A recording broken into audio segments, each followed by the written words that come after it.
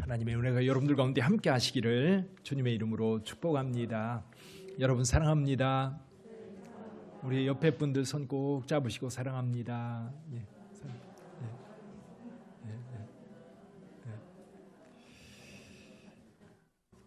오늘도 건강하게 주님 앞에 나와서 함께 예배드릴 수 있어서 너무 감사합니다.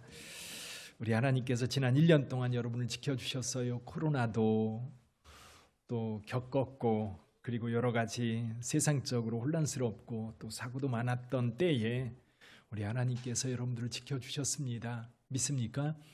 예, 그 감사함이 오늘 이 시간 예배를 통해 하나님께 올려질 수 있기를 바랍니다. 지난 11월 4일 우리 모두에게 큰 기쁨인 한 사건이 있었지요. 경북 봉화의 아연광산에서 매몰되었던 광부 두 사람이 9일 만에, 시간적으로 보면 221시간 만에 구출되는 사건이었습니다. 소망이 없었지요. 그 지하 수직갱도인데 190m 밑에서 사고가 났는데, 이제 회사 추정으로는 한 900톤 정도 되는 토사가 쏟아져 들어간 겁니다. 그 속에서 사람들이 살아있으리라고 기대하지 않았는데 결국 이제 9일 만에 살아 돌아온 겁니다.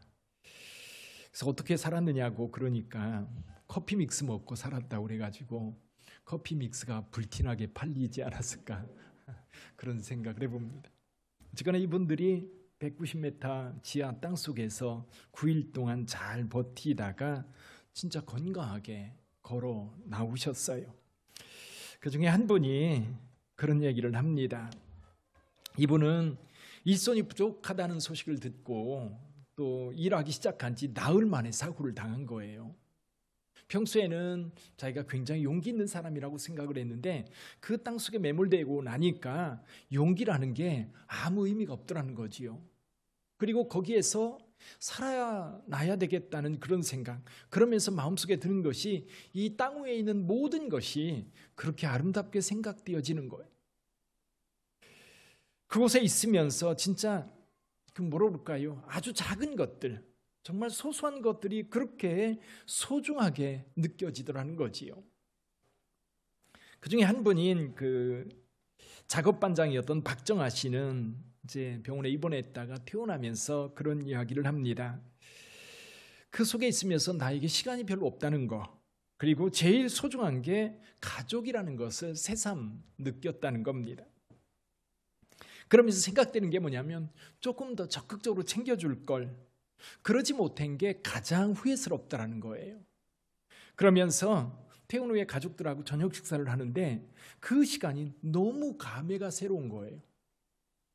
같이 식사할 수 있다는 거, 정말 아무것도 아닌데 평범한 건데 그 시간이 그렇게 소중하게 느껴지더라는 거지요. 그래서 그 절박한 상황 속에서 깨달은 게 뭐냐면 거창한 게 절대 아니었다는 겁니다. 아주 소소한 것, 사랑하는 사람들과 좀 더 시간을 많이 보낼 걸, 또 좋은 풍경을 보면서 사랑하는 사람에게 더 사랑한다고 말할 걸, 그런 것들이요. 다른 이들을 돕고 베푸는 것, 또 우리가 이미 배우고 들어서 잘 알고 있는 것들이지만 그런 것들이 그렇게 소중하고 그렇게 귀하게 여겨지더라는 거지. 우리는 행복하게 살기 위해서 돈을 쫓아다니고 사람들의 환호를 찾으며 쾌락을 느끼면서 살아갑니다. 하지만 요즘처럼 아침에 나가서 아니면 저녁에 엄마 다녀올게 하고 갔는데 영원히 돌아오지 못하는 그런 일들이 너무나도 흔하게 발생하는 때에 우리는 어떻게 살아야 될까 자꾸만 생각되어지는 거지. 그래서 좀 우리는 이런 생각을 좀 해보면 좋을 것 같아요. 죽음과 삶과 죽음의 경계선에 맞닥뜨렸던 사람들이 하는 이야기에 대해서 좀 귀를 기울여 볼 필요가 있어요. 이게 평범하게 살아가면서 이제 더 오래 살았다는, 그래서 요즘에는 꼰대라고 말을 많이 하잖아요. 그런 분들의 조언이 아니라 진짜 죽음을 맞닥뜨렸던 사람들이 그 가운데에서 무엇을 생각했는가, 그게 진짜 중요한 거잖아요. 그게 진짜 중요한 건데 그 진짜 중요한 것은 우리는 놓치고 살아가고 있는 것. 미국의 설교자로 유명한 그 라이놀드 리버라고 하는 분이 있습니다. 그 좀 자유주의 신학자로 아주 유명한 분이지요. 근데 이분이 목회를 하면서 기독교인의 가장 기본적인 덕목 3가지가 있습니다. 그게 뭐지요? 믿음과 소망과 사랑입니다. 근데 여기에 한 가지 덕목을 더 추가해야 되겠다는 거예요. 그게 뭐냐면 감사합니다. 감사. 그래서 기독교인들은 믿음과 소망과 사랑, 거기에 감사를 더해서 4가지 덕목으로 살아가야 한다는 거지요. 이 사람이 그렇게 왕성하게 활동을 하다가 1952년에 그 뇌출혈이 발생해서 반신마비가 옵니다. 근데 그때 당시 목회를 하고 있었거든요. 작은 교회 목회를 하고 있었는데 이 반신불수가 됐는데 그분이 하나님을 불평하고 원망한 게 아니라 늘 감사하는 생활을 했다고 그래요. 그러다 보니까 점점 나아져가지고 2년이 지났는데 이게 완전히 회복된 거예요.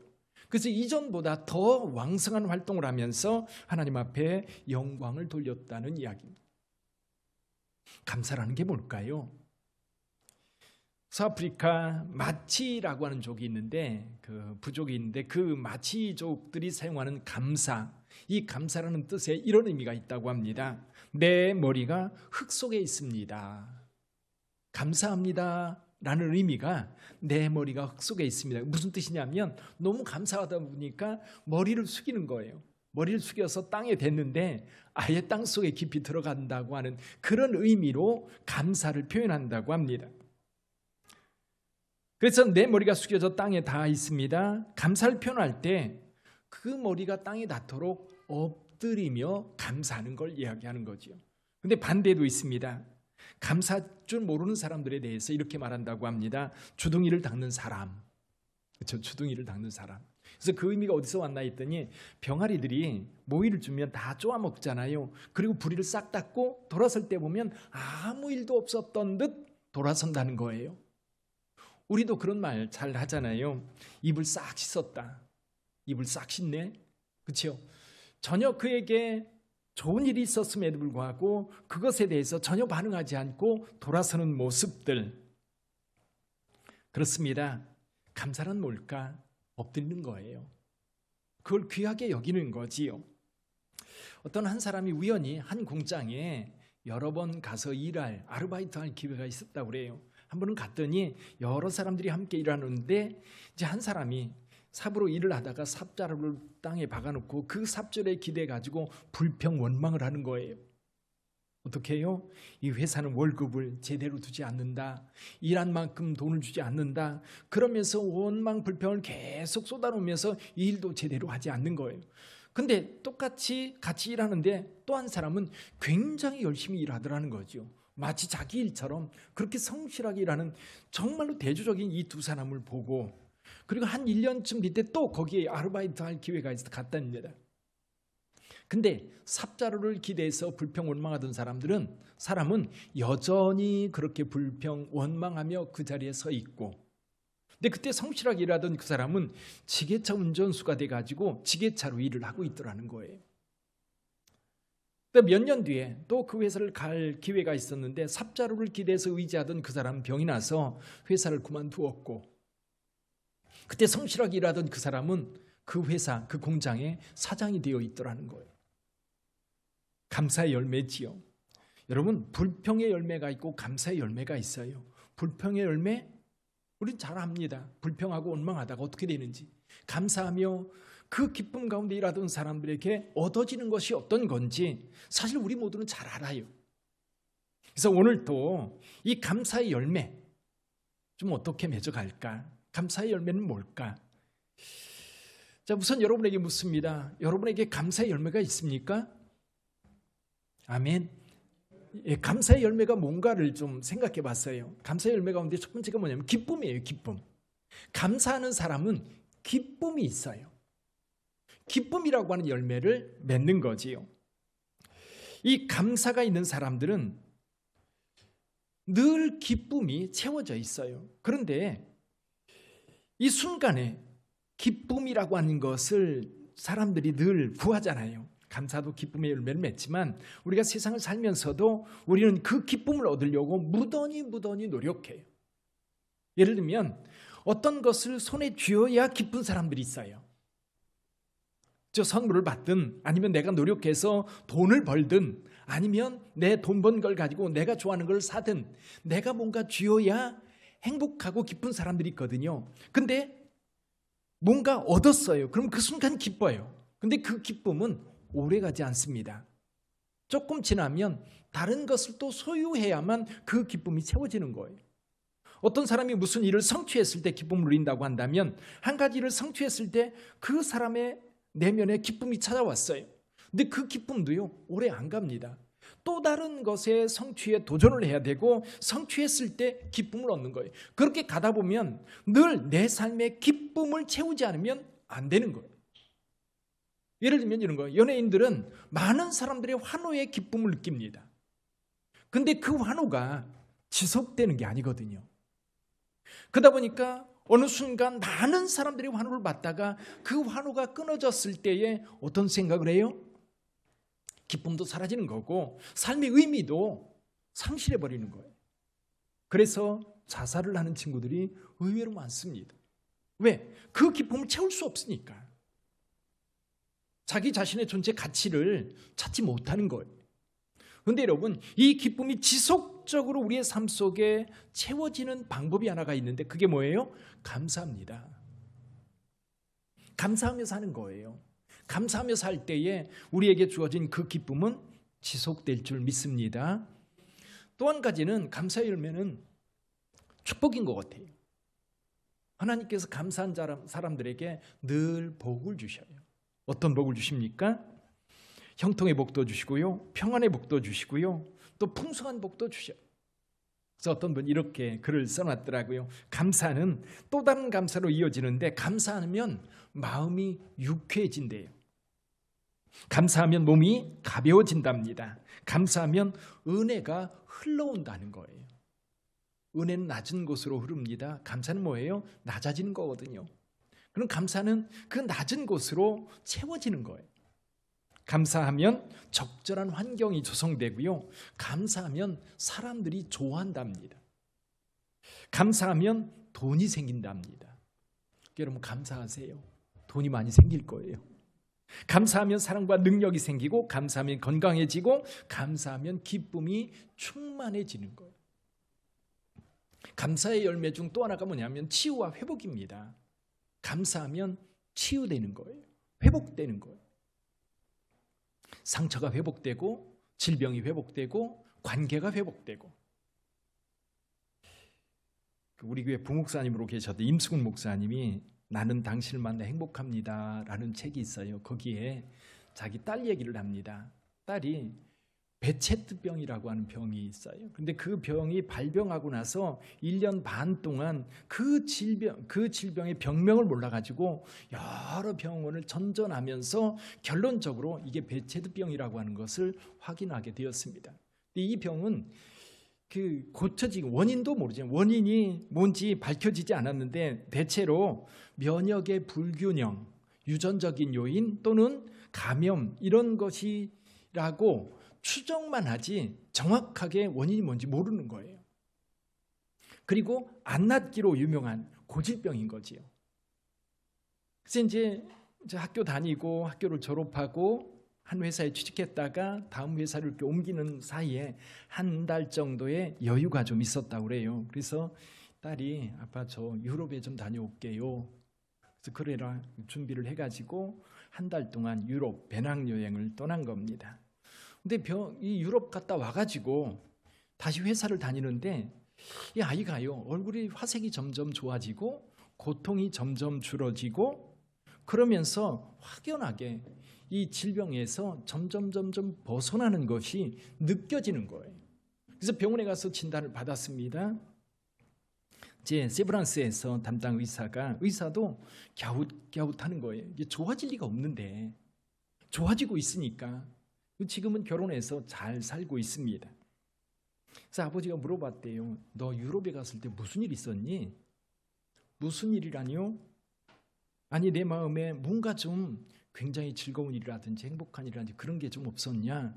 그랬더니 아이가 이렇게 얘기하는 거예요. 예, 서너 가지 있었어요. 그게 뭐니?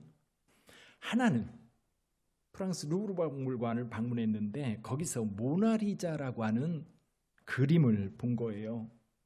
다빈치의 모나리자 그림 앞에 서 있는데 감동이 밀려오는데요. 늘 교과서에서만, 책에서만 보던 그 그림 앞에 서 있는 자신이 너무너무 행복한 거예요. 뭐라 그럴까? 가슴 깊숙한 저 밑에서부터 이 감사가 이렇게 솟구쳐 올라오는데 계속해서 하나님 감사해요. 하나님 감사해요. 그 감사만 연발했다는 거지요. 그런 사건이 한번 있은 후에 이제 이탈리아 남부에 아말피 해변이라고 하는 유명한 해안이 있거든요. 근데 거기에 갔는데 파란 바다와 그리고 떠오르는 구름들을 보면서 그 백사장하고 너무너무 아름다운 거예요.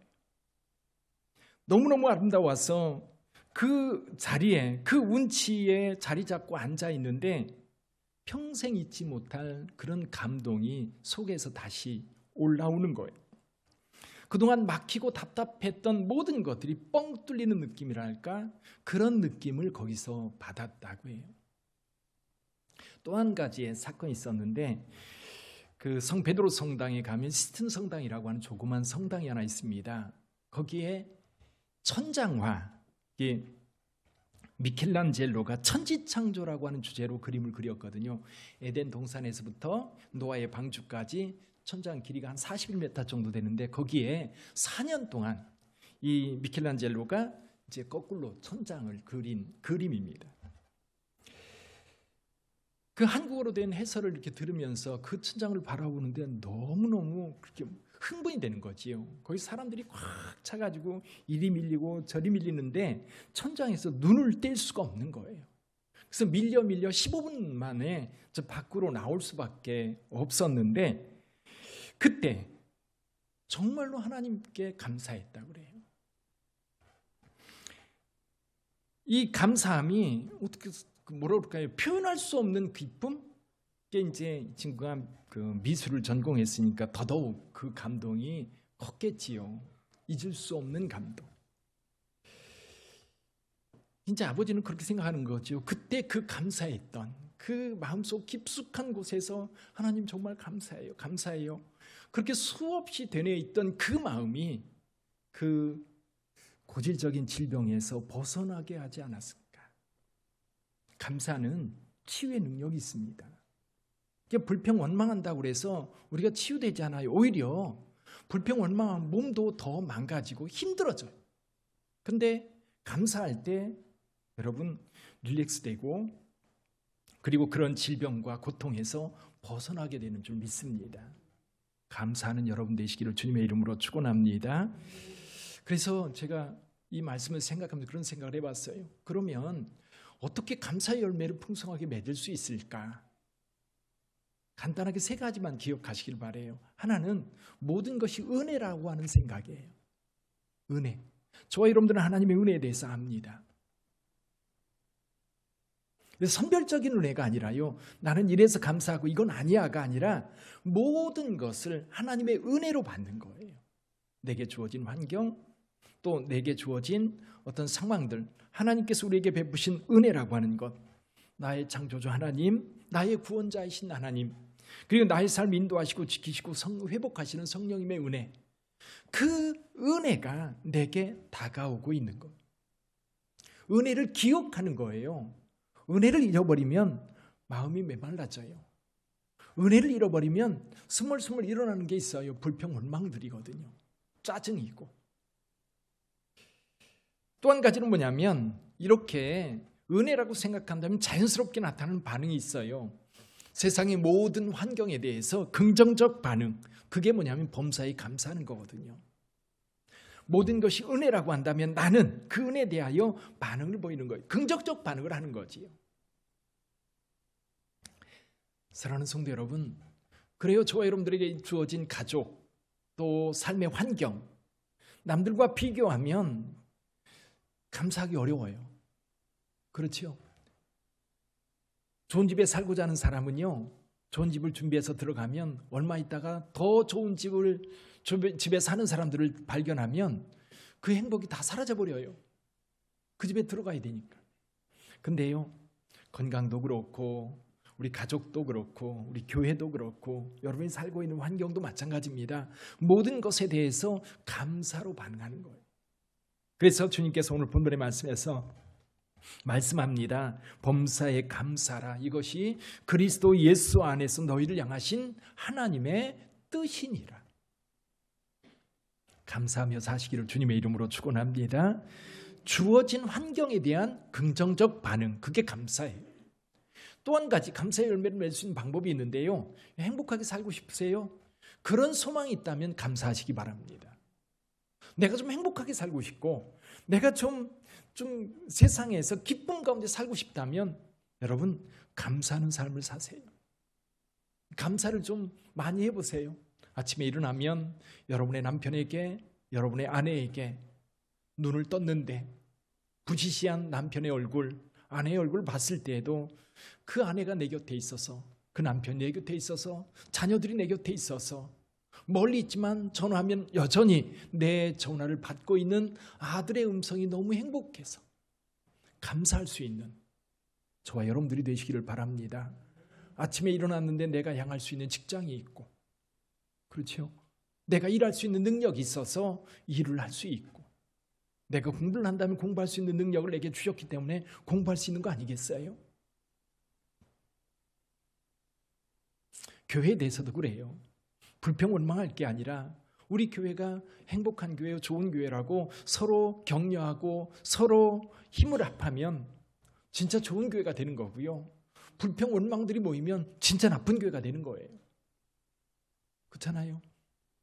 여러분들의 가정도 마찬가지예요. 여러분들의 가정 돈이 좀 부족해도 성격이 좀 까칠해도 우리 가족이잖아요. 내가 힘들고 어려울 때 누가 와서 나를 돌봐요? 누가 와서 나와 함께해요? 좀 더 행복하게 살고 싶다면 감사하시기를 바랍니다. 소망이에요, 소망. 소망이 있다면 오늘 한 번 더 감사하고 또 주변에 있는 사람들에게 한 번 더 감사하고 그러면서 회복이 되고 그러면서 하나님의 축복이 여러분의 삶에 내려앉게 되는 줄 믿습니다. 사랑하는 성도 여러분, 오늘 추수감사절이에요. 2022년을 돌아보면 감사할 것이 참 많을 거예요. 그러나 단순히 지난 것에 대해만 감사한 게 아니라 앞으로의 삶을 위해서도 저와 여러분들이 감사를 풍성하게 내어놓으면서 함께 갈 수 있는 우리 빛된 공동체가 되기를 주님의 이름으로 축원합니다. 기도하겠습니다.